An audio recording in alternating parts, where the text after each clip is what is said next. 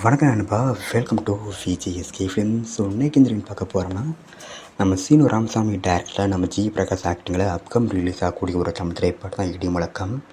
இந்த படத்தை எதிர்பார்ப்பு ஃபேன்ஸ் மற்றும் நிறைய சொல்லலாம். அண்ட் படத்துக்கு ஸ்டார் காஸ்ட் பார்த்து நம்ம ஜி பிரகாஷ், காயத்ரி மற்றும் பல தமிழ் ஸ்டார் காஸ்ட் இந்த படத்தை எழுதியிருக்காங்க.